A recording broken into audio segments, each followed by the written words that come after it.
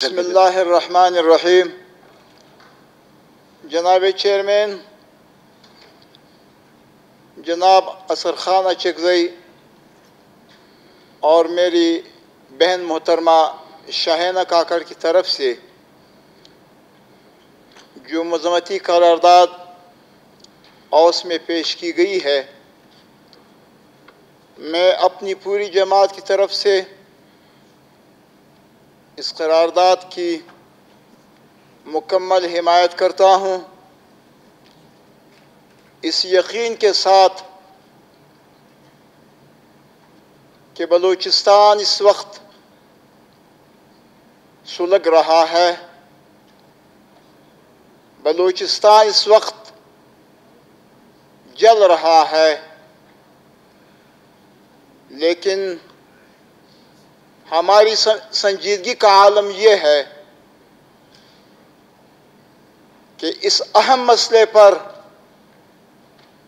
بلوچستان کے وزیر اعلیٰ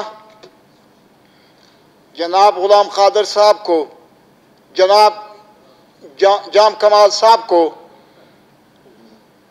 اس ہاؤس میں موجود ہونا چاہیے تھا۔ جو بات بلوچستان کے عوام کے حقوق کے لیے اٹھائی گئی 170D، اس قرارداد کو ناکام بنانے کے لیے سی ایم تشریف لائے، بلوچستان کے عوام پر ظلم کے پہاڑ توڑتے ہوئے انہوں نے اوس میں بیٹھ کر یہ تماشا دیکھا، لیکن جب مسئلہ بلوچستان کے ایک فرزند کی شہادت کا آیا، جب مسئلہ ملک عبیداللہ کاسی کے شہادت کا آیا اور اس شہادت میں ملوث لوگوں کو گرفتار کرنے کا آیا، تو سی ایم صاحب کو نامعلوم کیا ضرورت پڑی کہ وہ ہاؤس چھوڑ کر اسمبلی سے چلے گئے۔ میں ان کے اس رویے پر زور احتجاج کرتے ہوئے حکومتی بینچوں سے، خصوصاً این پی کے میرے محترم اراکین سے یہ گزارش کروں گا کہ وہ اس بات کا نوٹس لیں کہ عبیداللہ کاسی وہ ہمارا قیمتی سرمایہ تھے، وہ ہمارا قیمتی اثاثہ تھے، لیکن اس قیمتی سرمایہ اور اثاثے پر بحث کے لیے جب ہم اٹھتے ہیں، جب ہم قرارداد لاتے ہیں، تو وزیر اعلیٰ اس کو خاطر میں لائے بغیر، وزیر اعلیٰ اس کو اٹینشن کیے بغیر، وزیر اعلیٰ اس کو توجہ دیے بغیر اسمبلی سے جاتے ہیں۔ اس کے معنی یہ ہیں کہ بلوچستان کے عوام پر جب ظلم کے تیر چلائے جائیں تو سی ایم اوس میں حاضر ہوگا، لیکن جب بلوچستان کے عوام کے زخموں پر مرہم رکھنے کا وقت آئے گا تو پھر یہ سی ایم بلوچستان کے اسمبلی کو چھوڑ کر جائے گا۔ جناب چیئرمین، میں آپ کو بڑی معذرت کے ساتھ، اگرچہ وقت بہت کم ہے، 70 کی دہائی میں لے جانا چاہتا ہوں۔ 70 کی دہائی میں ڈی اے خان ڈیرہ اسماعیل خان میں تھا۔ اس وقت پاکستان کی دو عظیم شخصیات ڈیرہ اسماعیل خان کی سرزمین پر موجود تھیں۔ ایک شخصیت کا نام مفکر اسلام، قائد عالم اسلام حضرت مولانا مفتی محمود صاحب، اور دوسرے عظیم لیڈر کا نام مرحوم خان عبدالولی خان۔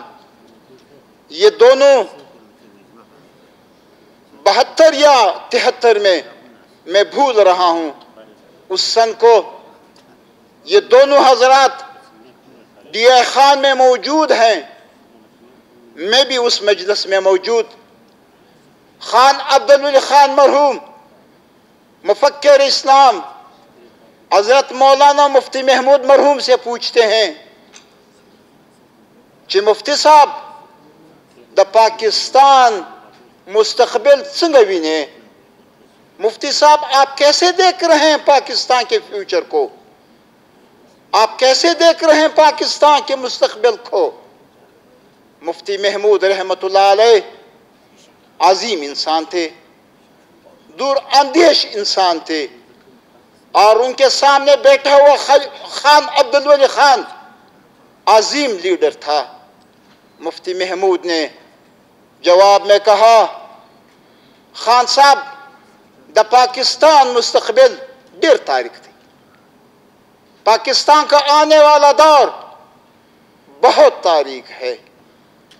آج 2021 6 اگست کو اسی بات کو محسوس کرتے ہوئے میں یہ بات محسوس کرتا ہوں، میں اس بات کو ریئلائز کرتا ہوں کہ واقعی 72-73 سن 72-73 میں ہمارے بڑوں نے جو بات کہی تھی 2021 میں وہ بات حرف بحرف صحیح اور سچ ثابت ہو رہی ہے۔ اور اس سے ایک دن پہلے اس پر مہر تصدیق عبیداللہ کاسی کی شہادت نے ثبت کر دی۔ جناب چیئرمین، لا اینڈ آرڈر سب سے اہم مسئلہ ہوا کرتا ہے۔ تعمیر کعبہ کے بعد حضرت ابراہیم علیہ السلام نے اپنے فرزند کے ساتھ، وہ فرزند جس کو ہم اسماعیل کے نام سے علیہ السلام یاد کرتے ہیں، ان کے ساتھ مل کر جو دعا مانگی، انہوں نے زبردست دعا مانگی۔ سب سے پہلے انہوں نے کہا اپنی دعا میں، یا اللہ مکہ کے شہر کو امن کا شہر بنا دی، کیونکہ ابراہیم علیہ السلام ایک نبی اور رسول ہونے کے ناطے انہیں بخوبی اس بات کا ادراک تھا کہ ترقی، خوشحالی، پراسپیرٹی اس وقت آئے گی علاقے میں، ملک میں، مکے میں اور ساری دنیا میں جب امن ہوگا، جب پیس ہوگا، جب امن و عشق کا دورہ ہوگا۔ اسی لیے ابراہیم علیہ السلام نے اپنے فرزند ارجمند اسماعیل علیہ السلام کے ساتھ اللہ کے بارگاہ میں سب سے پہلے مکہ میں امن کی دعا مانگی۔ اس لیے امن و امان سب سے اہم مسئلہ ہے۔ جہاں امن ہوگا وہاں خوشحالی ہوگی، وہاں ترقی ہوگی، وہاں صحت کی سہولتیں ہوں گی، وہاں ایجوکیشن ہوگا، وہاں پانی ہوگا، وہاں ٹیلنٹڈ لوگ ہوں گے، وہاں بااثر لوگ ہوں گے، وہاں سرمایہ کاری ہوگی، وہاں مسئلے مسائل نہیں ہوں گے، وہاں پرابلمز نہیں ہوں گی، وہاں ایشوز نہیں ہوں گی۔ لیکن جہاں بدامنی ہوگی پھر حالات ہمارے سامنے ہیں، سچویشن ہم خود ملاحظہ کر رہے ہیں، سچویشن کا ہم خود بذات خود بچشم خود ہم حالات کا نظارہ کر رہے ہیں۔ عبیداللہ کاسی جیسا شریف النفس انسان وہ تہتیغ ہو جاتا ہے، اسے مارا جاتا ہے اپنے پیسوں کے لیے، اپنی زمینوں کی وجہ سے۔ ایک شریف بندے کو جس بے دردی کے ساتھ، جس بے بسی کے ساتھ شہید کیا جاتا ہے، عجیب بات ہے۔ میں چیئرمین صاحب درد دل بیان کر رہا ہوں اور یقین سے کہتا ہوں کہ عبیداللہ کاسی کو بازاب کرایا جا سکتا تھا اگر ہم ایماندارانہ اور مخلصانہ کوششیں کرتے ہیں۔ عجیب بات ہے، ان کی شہادت کے بعد 24 گھنٹے بعد گرفتاریاں ہوتی ہیں، لیکن جب تک وہ زندہ ہے گرفتاری نہیں ہو سکتی۔ یہ منطق ہماری سمجھ سے بالا تر ہے۔ یہ کیسی منطق ہے؟ یہ کیسی حکومت ہے؟ یہ کیسی گڈ گورننس ہے؟ یہ کیسا سسٹم ہے؟ یہ کیسا میکینزم ہے؟ یہ کیسی لا انفورسنگ ایجنسیز ہیں؟ جب بندہ زندہ ہوتا ہے ملزمان گرفتار نہیں ہوتے، جب بندے کو مارا جاتا ہے، جب بندے کو شہید کیا جاتا ہے، جب وصولیاں کی جاتی ہیں، جب پیسے وصول کیے جاتے ہیں، پھر کہتے ہیں جی ہم نے گرفتاریاں کر لی ہیں۔ میں کہتا ہوں نہیں چاہیے ہمیں یہ گرفتاریاں، ہم کیا کریں؟ اب یہ گرفتاری کر کے کیا ہم ملک عبیداللہ کاسی کے خاندان، ان کے بچوں، ان کے لواحقین، ان کے پسماندگان، ان کو ہم عبیداللہ کاسی واپس کر سکتے ہیں؟ ہرگز نہیں۔ بہت افسوس کی بات ہے، بڑے دلخراش واقعات ہو رہے ہیں، اور اس کی ذمہ داری حکومت وقت پر عائد ہوتی ہے۔ جو وزیر اعلیٰ اتنا نہ سہ سکے، جو وزیر اعلیٰ اتنا برداشت نہ کر سکے، جو وزیر اعلیٰ اتنا ٹائم نہ دے سکے کہ وہ معزز ممبران کی بات سنے اور پھر کہے جی بہت اچھے انداز میں، وہ سنہا بلوچ صاحب کہہ رہے تھے کہ جی ابھرتا ہوا بلوچستان سنا بلوچ نہیں جی، ڈوبتا ہوا بلوچستان ہے۔ جام کمال صاحب کی قیادت میں ہمیں ڈوبتا ہوا بلوچستان ملا ہے۔ شکریہ، کنکلوڈ کر لیجیے۔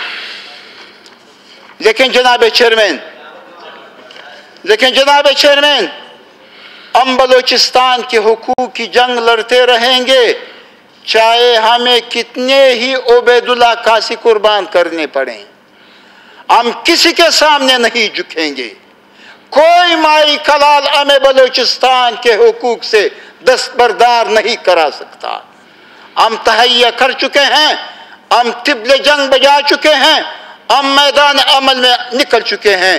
ہم یہ جنگ انشاءاللہ العزیز قائد جمعیت، مفکر اسلام، فخر اسلام حضرت مولانا فضل الرحمان صاحب کی قیادت میں جیت کر دکھائیں گے انشاءاللہ۔ بہت بہت شکریہ آپ کا۔ لہذا وقت کا تقاضا ہے کہ حالات کی نزاکت کا ادراک کرتے ہوئے حالات کو کنٹرول کیا جائے۔ حالات کو کنٹرول کرو، اگر حالات کو کنٹرول نہیں کرو گے پھر پچھتاؤ گے، اور یہ پچھتانا تمہاری قسمت اور مقدر میں لکھا ہوا ہے۔ بڑی نوازش، بہت نوازش، وآخر دعوانا الحمدللہ رب العالمین۔